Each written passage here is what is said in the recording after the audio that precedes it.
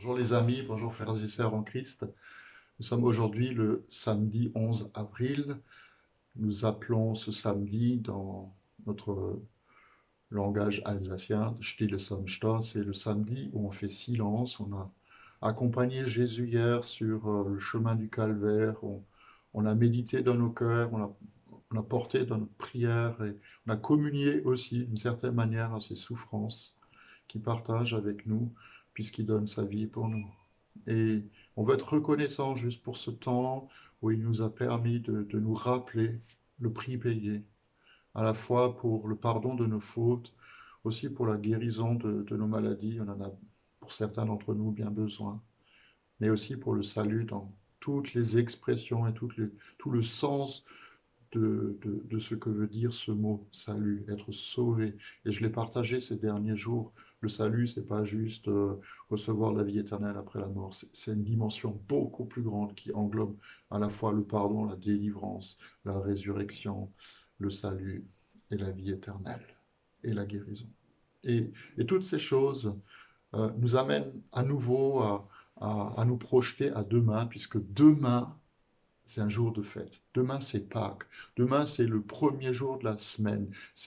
Le jour où on se rappelle que Jésus est ressuscité, qu'il est sorti de la tombe, qu'il est vivant pour toujours. Et nous ne sommes pas en louange ou en adoration ou en méditation devant une statue, devant un Dieu qui est mort, devant une pièce de musée, mais nous célébrons, nous adorons, nous louons, nous prions le Dieu vivant qui est vivant pour toujours, qui intercède pour nous, qui nous donne son esprit, il habite en nous et nous pouvons être en communion intime avec lui encore et toujours. Et alors demain, on va se réjouir. Demain, il y aura culte à 10 heures, donc il n'y aura pas de petite méditation autour des psaumes. Il y aura culte à 10 heures et on va vraiment célébrer dans la joie, dans la reconnaissance, dans l'allégresse, comme le dit le psalmiste ailleurs dans le psaume 118. Euh, on va célébrer la résurrection, la vie nouvelle qui triomphe de la mort. Et je voudrais qu'on puisse s'appuyer là-dessus. Vous savez, le psaume 27 qu'on est en train de méditer, il nous rappelle quelque chose de fondamental. L'Éternel, l'Éternel, mon Dieu, est ma lumière et mon salut. De qui aurais-je peur? L'Éternel est le soutien de ma vie. Qui devrais-je craindre? Et parfois on se dit, mais c'est compliqué de dire ça. Combien c'est difficile de pouvoir dire avec le roi David, mon cœur n'a aucune crainte. Combien c'est difficile pour nous de proclamer face à la situation que nous rencontrons et que le monde rencontre, que nous n'avons pas besoin d'avoir peur.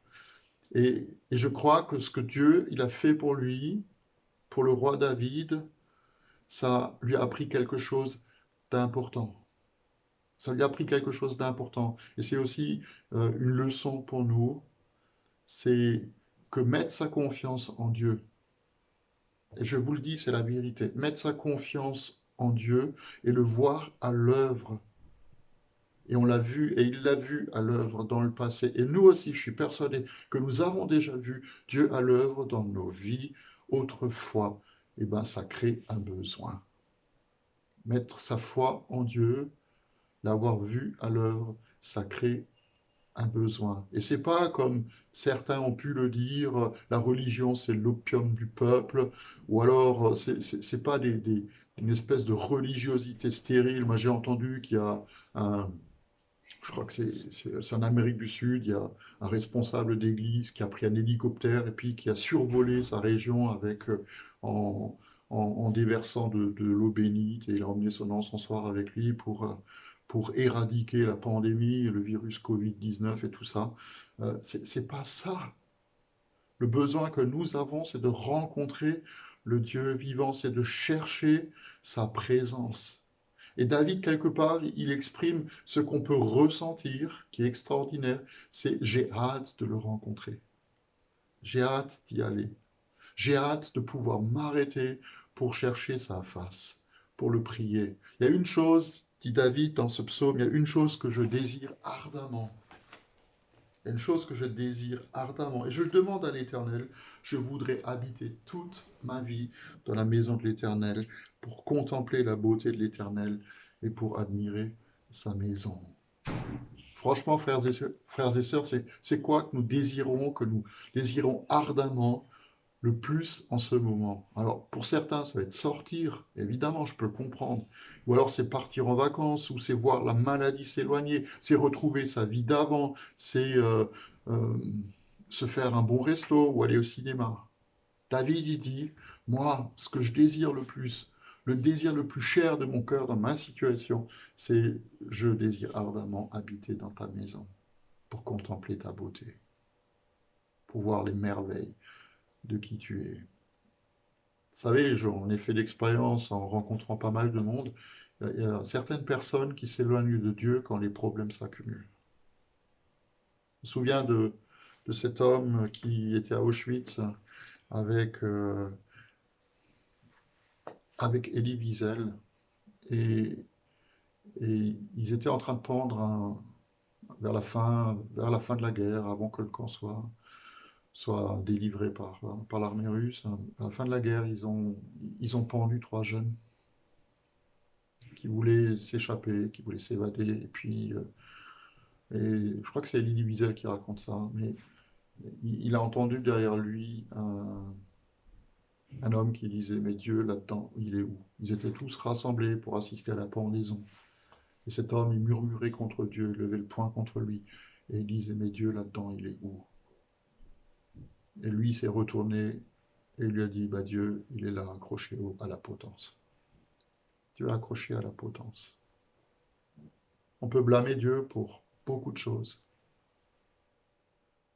On peut peut-être même avoir le désir en soi de lui demander des comptes ou de l'accuser. Et on n'a pas forcément toutes les réponses à toutes nos questions. Mais l'une d'entre elles a été rappelée par le regretté Jean-Marc Taubois, qui est parti, emporté par la maladie, il y a quelques semaines. Et ces derniers enseignements, on a eu le privilège presque d'être les derniers à l'entendre de sa bouche. Il disait, nous faisons partie de cette création qui souffre et nous sommes en communion avec tous ceux qui souffrent pour attendre que le plus grand nombre soit sauvé. Dieu permet encore ce temps-là, il nous demande de la patience pour que le plus grand nombre, ceux qui ne le connaissent pas, puissent apprendre à le connaître. Alors c'est une réponse parmi beaucoup, et peut-être que vous n'êtes pas d'accord avec ça, mais c'est une réponse. David, lui, ne va pas blâmer Dieu, mais il va le chercher, parce que sans lui, il se sent bien seul. Et c'est une réalité.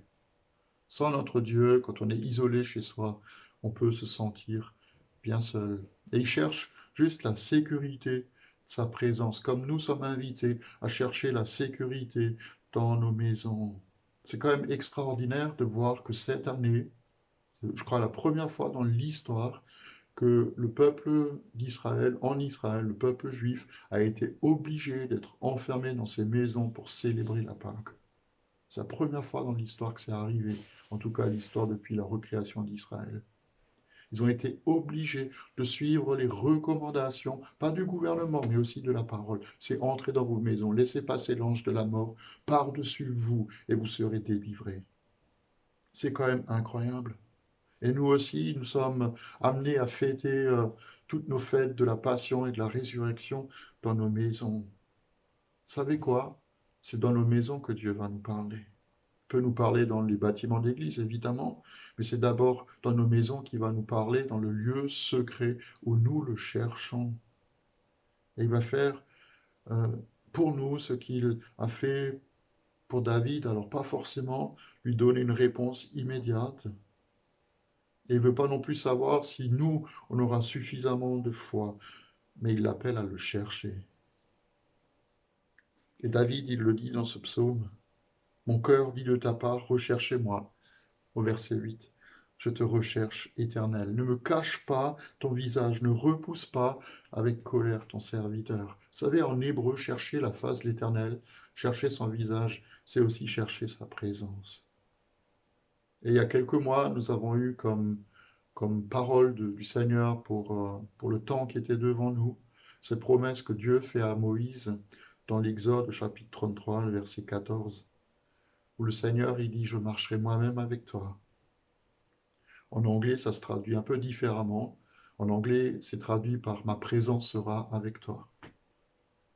et je te donnerai du repos. Je te donnerai du repos. Le Seigneur veut nous permettre d'entrer aussi dans ce samedi, dans son repos, parce qu'on cherche sa face, on cherche sa présence. Et Moïse, il a une réponse extraordinaire. Il va dire, mais si toi-même tu ne marches pas avec nous, alors nous ne partirons pas. Et Dieu a marché avec lui. Il s'est montré dans la colonne de feu et la colonne de nuée pendant le jour et pendant la nuit. Dieu se manifeste aussi à nous au travers de Jésus, qui nous a montré le visage du Père, le vrai visage du Père. Et il se manifeste aussi par le Saint-Esprit qu'il déverse dans nos cœurs, pour que nous soyons toujours en communion avec lui. Et aussi en communion les uns avec les autres, parce que malgré la distance, malgré les difficultés, nous formons l'Église de Jésus-Christ. Que le Seigneur nous garde dans cette journée. Je vous donne rendez-vous demain matin à 10 heures pour notre culte de Pâques. Préparer le pain, préparer la coupe aussi pour célébrer. Là, ce sera un repas de fête pour célébrer le repas du Seigneur. Et on se réjouit de pouvoir se retrouver à ce moment-là. Et plus tard, quand la difficulté sera passée, de pouvoir vivre de façon réelle, physique, notre communion fraternelle. Continuez de prier pour ceux qui sont malades, pour ceux qui souffrent, pour ceux qui les soignent, pour ceux qui s'occupent aussi de notre bien-être d'une façon ou d'une autre. Et priez aussi pour ceux qui nous gouvernent. Ils en ont bien besoin. Que la paix du Christ nous garde toujours. Bonne fin de journée.